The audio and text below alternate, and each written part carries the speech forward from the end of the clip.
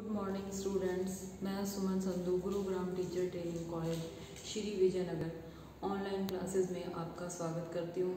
तो जो मैं आपको बुक करवा रही हूँ उस बुक का नाम है नॉलेज एंड करिकुलम।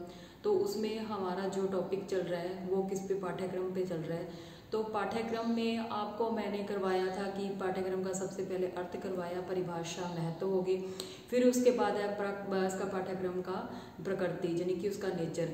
तो पाठ्यक्रम का जो नेचर था पहले उसका मैंने ऐतिहासिक स्वरूप करवाया था आपको, फिर पाठ्यक्रम की प्रकृति करवाई थी। पाठ्यक्रम की प्रकृति में आपका पहले तो सामान्य की ऐतिहासिक काल में अपना जो पाठ्यक्रम सिलेबस कैसा था, और जो अब चल रहा है आपको टॉपिक वो है कि हमारे पाठ्यक्रम का जो वर्तमान स्वरूप है वो कैसा है। तो इसमें क्या है कि हमारा जो पाठ्यक्रम यानी कि हमारा जो सिलेबस है उसमें जो हमारी जो पाठ्य पुस्तक होती है, पाठ्य वस्तु होती है, उसी के आधार पर क्या होता था, बच्चे को शिक्षण दिया जाता था।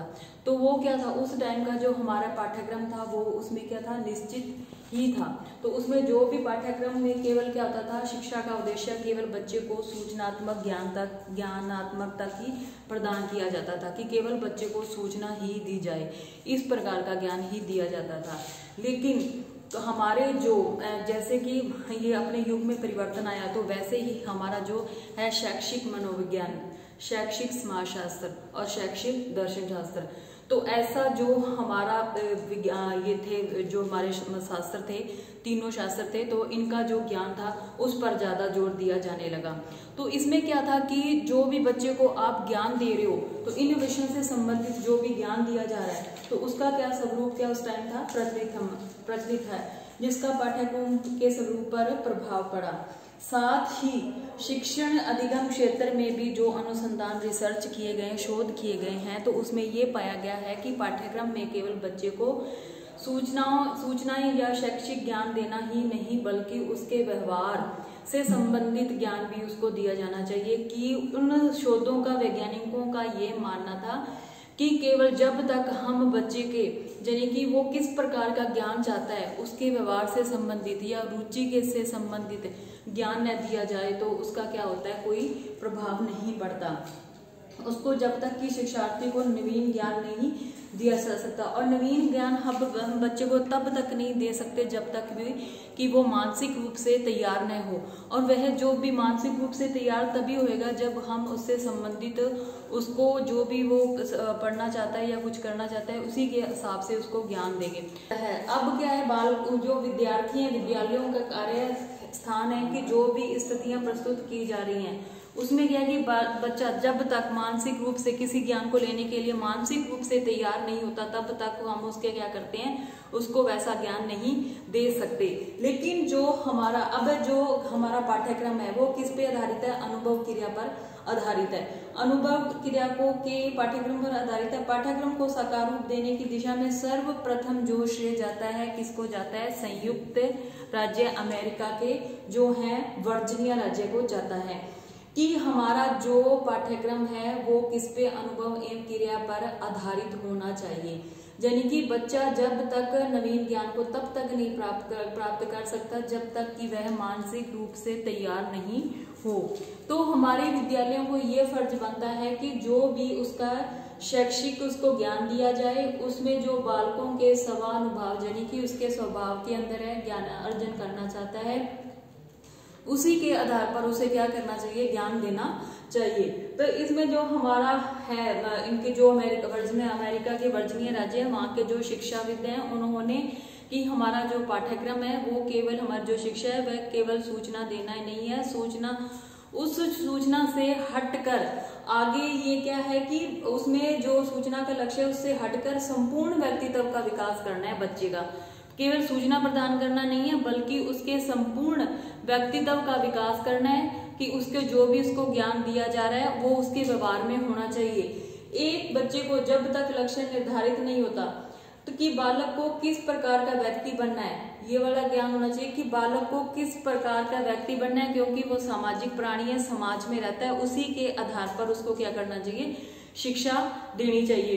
तो हमारा जो पाठ्यक्रम का वर्तमान स्वरूप है वो केवल उसमें ये नहीं है कि बच्चे को केवल सूचनात्मक ज्ञान ही दिया जाए, बल्कि ऐसा ज्ञान दिया जाए जो कि वो अपने व्यवहार में ला सके, क्योंकि वह समाज में रहता है, वह सामाजिक प्राणी है। तो सामाजिक प्राणी को ज्ञान ऐसा जो कि उसके समाज में और उसके व्यवहार और वह मानसिक रूप से तैयार हो, ऐसा ही हमारा पाठ्यक्रम तैयार होना चाहिए। तो इसमें क्या, जो हमारा पाठ्यक्रम है उसमें 3 क्रियाओं को आगे शामिल किया गया है। वो कौन सी 3 क्रियाएं हैं? तो सबसे पहले जो आपकी शैक्षिक क्रियाएं, कितनी क्रियाएं हैं? 3 प्रकार की क्रियाएं। हमारा जो विद्यालय है उसको ये जिन प्रवृत्तियों का आयोजन करना है, तो उनके आधार पर हमारे इन क्रियाओं को कितने 3 वर्गों में बांटा गया है। तो पहली है आपकी क्रिया, वो है शैक्षिक क्रियाएं। पहली है शैक्षिक क्रियाएं। तो शैक्षिक क्रियाएं क्या होती हैं? क्रियाएं जैसे कि हम किसी कार्य को करते हैं। तो शैक्षिक क्रियाओं में, तो इसमें क्या है कि जो हमारी शैक्षिक क्रिया है तो उसमें विद्यालयों में शिक्षा देना, कि विद्यालयों में शिक्षा जो है, शिक्षा के क्षेत्र में जो भी क्रियाएं आयोजित की जाती हैं शैक्षिक क्रियाओं में, कि विद्यालय में शिक्षा संबंधी जो भी क्रियाएं आयोजित की जाती हैं वे क्या शैक्षिक होती हैं। कि विद्यालय में जो भी क्रियाएं शिक्षा से संबंधित की जाती हैं वो क्या होती हैं? शैक्षिक क्रियाएं होती हैं, क्योंकि इनका नियोजन कुछ निश्चित, क्योंकि इनका जो नियोजन किया जा रहा है वो कुछ क्या है, निश्चित लक्ष्यों की पूर्ति हेतु निर्धारित पाठ्य विषयों के पठन यानी कि पठन पाठन की दृष्टि से किया जाता है। कि जो भी हमारे विद्यालय हैं, विद्यालय में जो शिक्षा का क्षेत्र है उसमें जो भी क्रियाएं आयोजित होती हैं वो किससे, वे शैक्षिक होती हैं, क्योंकि इनका नियोजन कुछ निर्धारित लक्ष्यों को पाने के लिए निश्चित किया जाता है, जिसमें कि पाठ्य विषयों के पठन और पाठन की दृष्टि से किया जाता है। क्रियाओं का आयोजन मुख्य रूप से किस लिए, जो हमारी जो क्रियाएं हो रही हैं उसका आयोजन क्या है, मुख्य रूप से कक्षों में, यानी कि जो भी क्लासें हैं हमारी कक्ष के विभिन्न विषयों के अध्ययन अध्यापन के रूप में किया जाता है। यानी कि हमारा जो पाठ्यक्रम है जैसे कि छोटी क्लासों से शुरू होकर बड़ी क्लासों के आधार पर होता है, और जैसे जैसे बच्चे का मानसिक विकास होता है, जैसे जैसे बच्चा बड़ा होता जाता है तो उसकी क्या होती है, अनुभव और महसूस करने की अभिवृत्तियां बहुत सारी धीरे धीरे चेंज होती जाती हैं। तो उसी के आधार पर जो हमारा कक्ष में क्या विभिन्न विषयों के अध्ययन अध्यापन के रूप में जो भी काम किया जाता है, वर्तमान में व्यवहारिक ज्ञान, यानी कि हमारा जो वर्तमान ये वाला टाइम चल रहा है इसमें कैसा ज्ञान होना चाहिए, व्यवहारिक ज्ञान प्राप्त करने के लिए क्या करता है, व्यवहारिक ज्ञान अर्थात प्रायोगिक क्रियाओं का पाठ्यक्रम, कि जो भी हम बच्चे को करवा रहे हैं वो क्या होना चाहिए, प्रैक्टिकल आधारित होना चाहिए। कि बच्चा जो काम कर रहा है या कुछ सीख रहा है वो किसके पर आधारित होना चाहिए, हाथों से संबंधित प्रयोग करके प्रैक्टिकल होना चाहिए। उसमें क्या है कि प्रायोगिक कार्यों के पाठ्यक्रम का समावेश होना चाहिए, यानी कि प्रायोगिक पाठ्यक्रम है जो आपका उसका समावेश यानी कि उसको शामिल किया जाना चाहिए होने, तथा नवीन शिक्षण विधियों द्वारा, कि जो भी हमारी नवीन शिक्षण विधियां हैं उसके आधार पर बालकों पर सक्रियता, कि बालक वो जो काम कर रहे हैं उस पर सक्रिय होकर, पूरा ध्यान लगाकर सक्रिय होकर उस काम को करे, जिससे कि फलस्वरूप अनेक प्रकार की क्या प्रयोगशालाएं, कार्यशालाएं तथा पुस्तकालय आदि का शैक्षिक प्रवृत्तियां, यानी कि जो भी हमारे बच्चे की जरूरत होती है उसके आधार पर अनेक प्रकार की प्रयोगशालाएं कार्यशालाएं होगी और पुस्तकालय यानी कि लाइब्रेरी होगी। इनका क्या किया है, शैक्षिक प्रवृत्तियों आदि की शैक्षिक प्रवृत्तियां बना दी गई हैं, कि बच्चा जो ज्ञान लेना चाहता है वो क्या अपना प्रैक्टिकल यानी कि प्रयोगशाला के माध्यम से या कार्यशालाओं के माध्यम से या उससे संबंधित आदि शैक्षिक प्रवृत्तियों के आधार पर उसको ज्ञान दिया जाए। बालकों को वास्तविक ज्ञान कराने के उद्देश्य से, यानी कि बालकों को जो हम ज्ञान दे रहे हैं उसका वास्तविक उद्देश्य है वो किस पर आधारित होना चाहिए, जो उसकी शिक्षा दी जा रही है वो कैसी, भौगोलिक, यानी कि हमारे भूगोल चारों तरफ का भौगोलिक वातावरण, वैज्ञानिक, औद्योगिक, धार्मिक, ऐतिहासिक, व्यावसायिक एवं संस्कृति, यानी कि जो भी बच्चे को ज्ञान दिया जा रहा है वो हमारे भौगोलिक यानी हमारे चारों ओर की स्थिति वहाँ की क्या होगी स्थिति होगी। वैज्ञानिक ज्ञान भी बच्चों को दिया जाना चाहिए, बच्चे को औद्योगिक भी से संबंधित, धार्मिक भी हो गया, सांस्कृतिक भी हो गया, ऐतिहासिक, इन सब चीजों को क्या किया गया है, इन सब चीजों को शैक्षिक क्रियाओं में शामिल किया गया है। सांस्कृतिक महत्वों को क्या किया गया है, स्थान दिया है। और साथ ही जो हमारे पर्यटन यानी कि जैसे हमारे जो कार्यस्थल है, जैसे कि कुछ प्रसिद्ध हो गए, जैसलमेर हो गया, जयपुर हो गया, तो वो हमारे क्या है, अजमेर, ये सारे क्या है पर्यटन स्थल है। यहाँ पे लोग क्या करने आते हैं, जैसे हमारे जैसलमेर में ऊंट का मेला, बीकानेर में ऊंट का मेला लगता है, जैसलमेर में मेला लगता है, तो ये सारे हमारे क्या है पर्यटन स्थल है।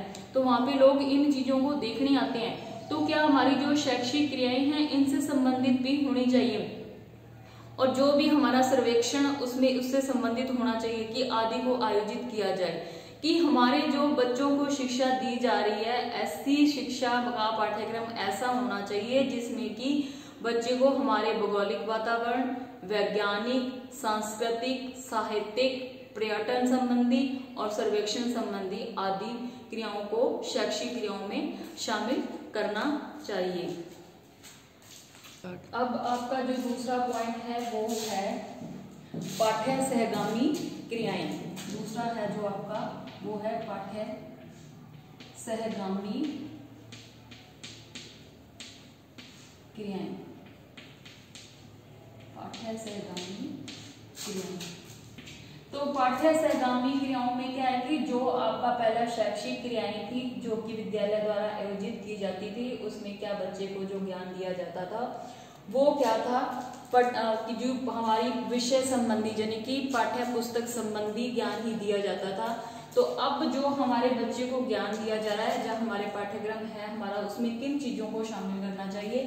तो पाठ्यक्रम जो हमारा है उसमें पहले पाठ्यक्रम का स्वरूप था विभिन्न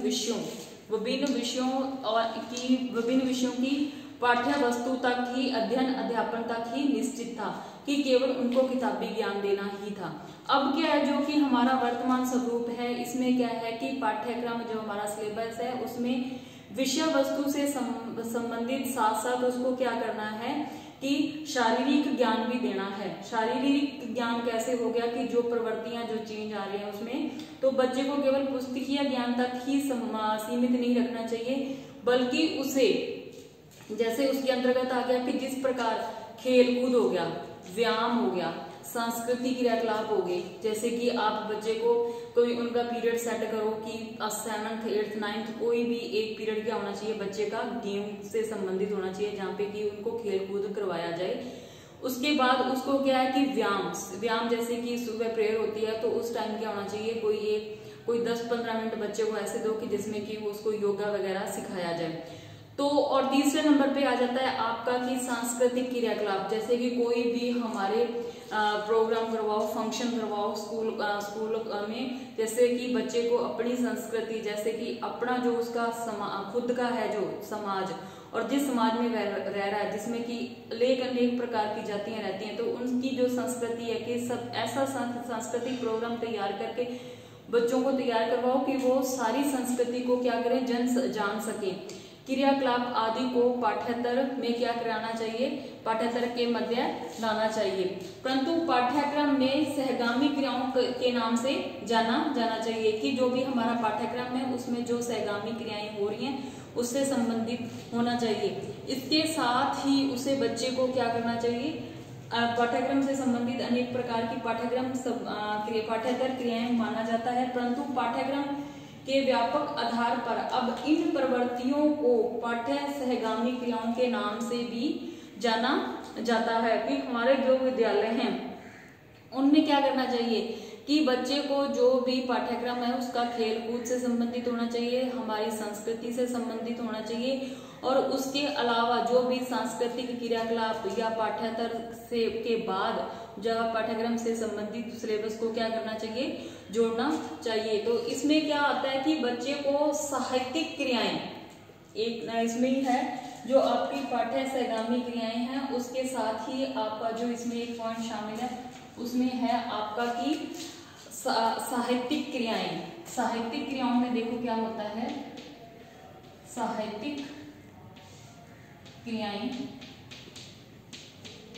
यानी कि हमारा इतिहास है, जो हमारे पूर्वजों का इतिहास है, तो उसमें साहित्यिक क्रियाओं में होना चाहिए बच्चे का वाद विवाद, यानी कि कंपटीशन करवाना चाहिए। जैसे कि उनको कहो कि महात्मा गांधी पर कोई लेख लिख के लाओ, या भाषण जैसे हो गया, भाषण की वाद विवाद हो गया, भाषण हो गया। उसके अंतर्गत जैसे कि साहित्यिक क्रिया में वाद विवाद हो गया, भाषण कला होगी, और व्यक्ति शैली होगी, विचार गोष्ठी होगी, सहगामी क्रियाओं को जाना जाता है, कविता पाठ हो गया। ये सारे क्या होने चाहिए, विचार होने चाहिए बच्चे के, कार्य गोष्ठी होनी चाहिए, और वार्तालाप होनी चाहिए, परिचर्चा होनी चाहिए, अंताक्षरी हो गया, लेखन हो गया, समाचार हो गया, पत्र वाचन आदि को शामिल करना चाहिए। किसमें, साहित्यिक क्रियाओं में। साहित्यिक क्रियाओं में जैसे कि कोई भी कॉलेज में या स्कूल में एक दिन निर्धारित होना चाहिए, जिसमें कि उस दिन बच्चे को क्या करवाना है, कोई बाल सभा वगैरह आयोजित करवाई जाए। उसमें बच्चे को क्या करना है कि जो भी हमारे इतिहास है, हमारे इतिहास से संबंधित है, साहित्यिक क्रियाएं हैं, उसमें वाद विवाद हो गया, भाषण की कला होगी कि भाषण कैसे देना है, और व्यक्ति शैली होगी, विचार गोष्ठी होगी बच्चे की, कविता पाठ हो गया, और कार्य गोष्ठी होगी, और वार्ता होगी, परिचर्चा होगी किसी से संबंधित, अंताक्षरी हो गया, या लेखन समाचार पत्र से संबंधित कोई भी कंपटीशन बच्चे को क्या करना चाहिए कि पढ़ाई के साथ साथ इन चीजों को भी शामिल करना चाहिए। इसमें क्या है, ये सब चीजें हमारे पाठ्यक्रम में यानी कि हमारे सिलेबस में भी जोड़नी चाहिए। तो ये किसके अंतर्गत आती है, ये पाठ्य सहगामी क्रियाओं के अंतर्गत आती हैं। तो इसमें पहली आपकी थी साहित्यिक क्रिया। अब दूसरी जो आपकी है शारीरिक क्रिया, 2 नंबर है आपका शारीरिक क्रिया।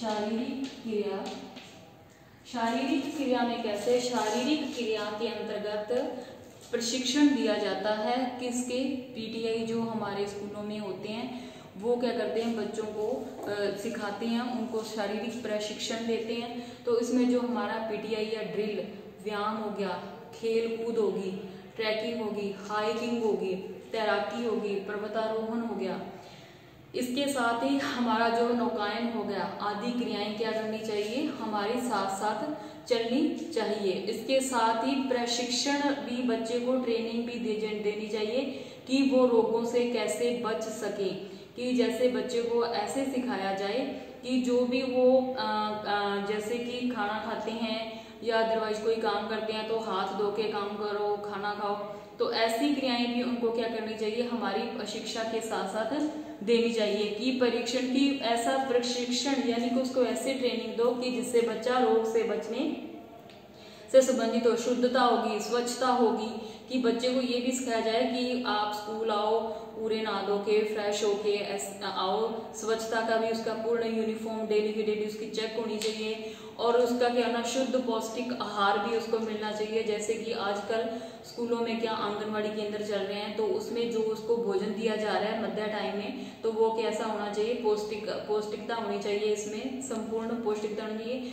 और ये सारी चीजें हमारी किसकी हैं, ये सारी किसके अंतर्गत आती हैं, पाठ्य सहगामी क्रियाओं में। उसमें पहला पॉइंट तो था आपका साहित्यिक क्रिया, दूसरा पॉइंट है आपका शारीरिक क्रिया। अब तीसरा जो पॉइंट है वो है सामाजिक क्रिया। सामाजिक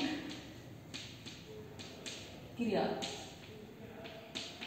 सामाजिक क्रिया के अंतर्गत देखो क्या आता है, सामाजिक क्रिया के अंतर्गत आता है विद्यालयों द्वारा, हमारे जो विद्यालय हैं उनका ये फर्ज बनता है कि बच्चे को सफाई अभियान, सामाजिक क्रिया जैसे सफाई अभियान हो गया, समाज सेवा होगी, सफाई अभियान समाज सेवा के अंतर्गत स्वास्थ्य संबंधी क्रियाओं की क्या होनी चाहिए, जानकारी देनी चाहिए, उसका प्रचार प्रसार, साक्षरता से संबंधित क्या करना चाहिए, प्रचार प्रसार होना, सामाजिक कुरीतियों से बचना चाहिए, अंधविश्वासों से दूर रहना चाहिए, और इस प्रचार अभियान के साथ ही उसको संचालित किया जाए। और ये सारे किसके अंतर्गत आते हैं, सामाजिक क्रियाओं के अंतर्गत आते हैं। कि बच्चे को पढ़ाई के साथ साथ ये सामाजिक क्रियाएं भी करवानी चाहिए। जैसे कि विद्यालयों का ये फर्ज बनता है कि बालकों को क्या माध्यम क्या होना चाहिए, सफाई अभियान, सफाई अभियान में जैसे समाज सेवा भी होनी चाहिए, बच्चे को अंतर्गत स्वास्थ्य संबंधी परामर्श और प्रचार प्रसार होना चाहिए, साक्षरता का प्रचार प्रसार होना चाहिए, सामाजिक कुरीतियां होगी, अंधविश्वास होंगे से दूर करने के लिए अभियान चलाना चाहिए। तो ये भी किसके अंतर्गत आता है, हमारे पाठ्यक्रम के अंतर्गत आता है। तो अब इसमें 1 नंबर हो गया था आपका साहित्यिक क्रिया होगी, दूसरी आपकी शारीरिक क्रिया होगी, तीसरी सामाजिक होगी। अब जो आपकी चौथी वाली क्रिया है वो है सांस्कृतिक क्रिया। चौथी क्रिया है वो आपकी है सांस्कृतिक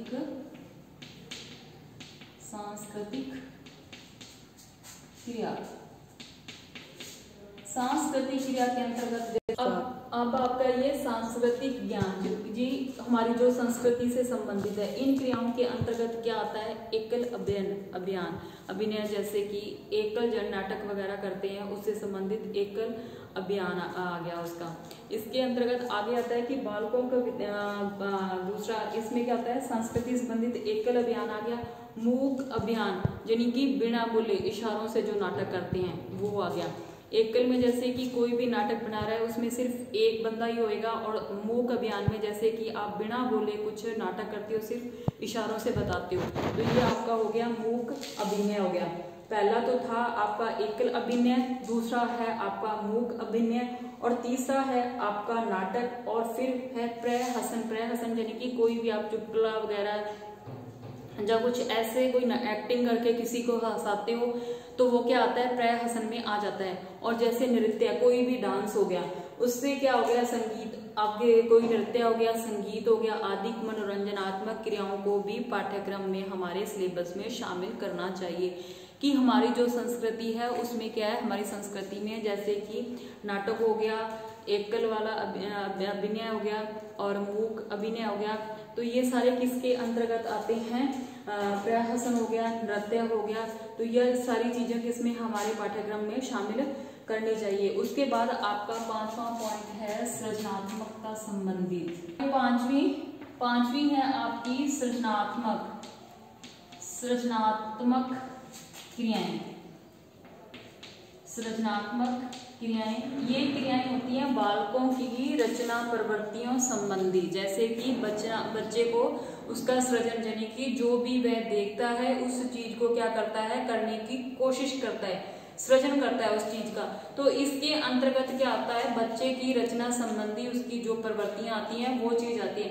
तो इसमें बच्चा क्या करता है, चित्रकारी, पिचकारी, बागवानी, दस्तकारी और आदि उपयोगी वस्तुएं, जैसे कई बार क्या होता है कि बेकार वस्तुएं पड़ी होती हैं उनसे क्या करता है, किसी चीज का निर्माण करता है।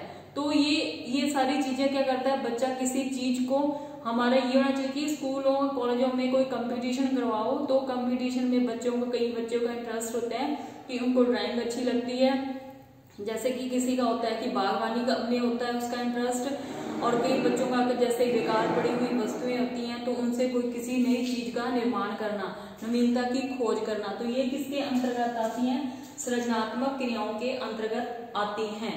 तो अब आपका जो आगे छठा पॉइंट है वो है राष्ट्रीय क्रियाकलाप। छठा पॉइंट आपका है राष्ट्रीय क्रियाकलाप, यानी कि हमारे देश, हमारे राष्ट्र से संबंधित क्रियाकलाप होते हैं। जैसे कि आप हमारे जो राष्ट्रीय दिवस हो गए, महत्वपूर्ण जो हमारे महान व्यक्ति हुए हैं उनकी जयंतियां होगी, तो उसमें क्या होना चाहिए, बच्चों को उन जयंतियों को मनाने के लिए और साथ में ही जो हमारे राष्ट्रीय सेवा है, जैसे राष्ट्रीय कैडेट हो गए, एनसीसी होगी, राष्ट्रीय सेवा, स्काउट गाइड हो गया, एनएसएस हो गया, और दूसरा रेड क्रॉस हो गया, आपातकाल हो गया, और हमारे देश में समाज सेवा होगी, सुरक्षा होगी, संयोग हो गया, सांप्रदायिक भेदभाव हो गया। तो इन सब चीजों से संबंधित हमारे पाठ्यक्रम को भी शामिल करना चाहिए, इन सब चीजों को भी जोड़ना चाहिए, जिससे कि हमारा बच्चा ये सारी चीजों को सीख पाए। जैसे कि हमारे जो महान व्यक्तित्व, जहाँ हमारे जो थे पूर्वज, उनकी क्या होनी चाहिए, जयंतियों के बारे में उन बच्चों को कहना चाहिए कि इनकी जयंतियां होनी चाहिए, मनानी चाहिए हम लोगों को, और समाज सेवा होनी चाहिए, एनसीसी होगी, स्काउट गाइड हो गया, NSS हो गया, रेड क्रॉस हो गया। आपातकाल जैसे कि कहीं पे बाढ़ आ जाती है या कोई सूखा पड़ जाता है, तो आपातकाल हमारे देश में कभी कुछ ऐसा आता है तो सहयोग संबंधी भी बच्चे के मन में क्या होनी चाहिए, भावना को पैदा करना चाहिए। सुरक्षा एवं सहयोग, सांप्रदायिक भेदभाव, जैसे सांप्रदायिक भेदभाव हो गए, जाति संबंधी भेदभाव हो गए, तो इन सब चीजों को भी हमारे पाठ्यक्रम में शामिल करना चाहिए। तो इसके साथ आपका है आगे, ये तो सारे किसके अंतर्गत आ रहे थे, आपकी पाठ्य सहगामी क्रियाओं के अंतर्गत आई है। ये छह पॉइंट की साहित्यिक क्रियाएं, शारीरिक क्रियाएं, सामाजिक क्रियाएं, सांस्कृतिक क्रियाएं, सृजनात्मक क्रियाएं और लास्ट है छठी राष्ट्रीय क्रियाकलाप। अब आपका तीसरा है जो है वो है रुचिपूर्ण, वो है रुचिपूर्ण, यानी कि बच्चे का इंटरेस्ट, रुचिपूर्ण क्रियाकलाप, रुचिपूर्ण क्रियाकलाप। रुचिपूर्ण क्रियाकलाप में देखो क्या होता है, इसके अंतर्गत वे प्रवृत्तियां आती हैं जिनका नियोजन विद्यालय द्वारा बालकों की रुचियों के समुचित विकास के करने के उद्देश्य से किया जाना चाहिए, कि बच्चे के इंटरेस्ट के हिसाब से, कि उसकी रुचि किस चीज में है, उसकी प्रवृत्तियों के आधार पर। कई बच्चों को क्या शौक होता है कि वो पत्थर, जैसे कहीं पे जाते हैं, कोई चीज देखने जाते हैं, म्यूजियम वगैरह देखने जाते हैं, पहाड़ों पे जाते हैं, तो वहां पे क्या करते हैं, वो पत्थर इकट्ठा करके लाते हैं। तो सिक्के इकट्ठे करने का शौक होता है बच्चों को, कईयों को, जैसे चित्र हो गए, कार्टून हो गया, और बेकार वस्तुएं जो पड़ी हुई हैं उससे नई चीजों का निर्माण करना, चित्र, एल्बम आदि तैयार करना। जैसे कि पुराने चित्र जो हमारे प्राचीन काल के या कहीं से डायग्राम चित्र वगैरह मिल जाते हैं, तो वो क्या करते हैं, एक एल्बम तैयार करते हैं। तो वो कौन सी क्रियाकलाप होगी, वो रुचिपूर्ण। बच्चे के अपने को क्या करना है कि इन सब चीजों के बारे में बच्चे को बताना है कि आप ये वाले काम आपको करने हैं। तो कई बच्चों का इंटरेस्ट होता है कि वो पत्थर इकट्ठा करता है, कईयों का होता है कि पुराने सिक्के इकट्ठे करना, और कईयों का होता है बेकार बड़ी वस्तुओं से चीजों का निर्माण करना, और कईयों का होता है कि विभिन्न प्रकार की चित्रकारी करना। तो ये सब चीजें हमें क्या करना चाहिए, बच्चों को क्लास में कंपटीशन करवाने चाहिए। तो ये सब चीजों को भी हमारे पाठ्यक्रम में क्या करना चाहिए, शामिल करना चाहिए। तो ये सारा हमारा जो पाठ्यक्रम है इसका ये वर्तमान स्वरूप है जी, कि जो हमारा अब सिलेबस है इस टाइम में, इन सब चीजों को शामिल करो, जिससे कि बच्चे की जो प्रवृत्ति है, उसका व्यवहार है, उसको समाज के आधार पर, जैसे जैसे हमारे समाज का विकास हो रहा है, वैसे वैसे क्या करें कि बच्चे के ऐसा इंटरेस्ट पैदा करो पढ़ाई के साथ साथ, कि वो हमारे समाज से संबंधित जो भी क्रियाकलाप हम करवा रहे हैं वो बच्चा उसमें क्या करे, उसको शामिल करे, और ये सब चीजें हमारे अपने पाठ्यक्रम में शामिल करनी चाहिए। तो इसी के साथ आज की क्लास यही खत्म होती है। धन्यवाद, और इस चैनल को सबसे ज्यादा सब्सक्राइब करने की कोशिश करें।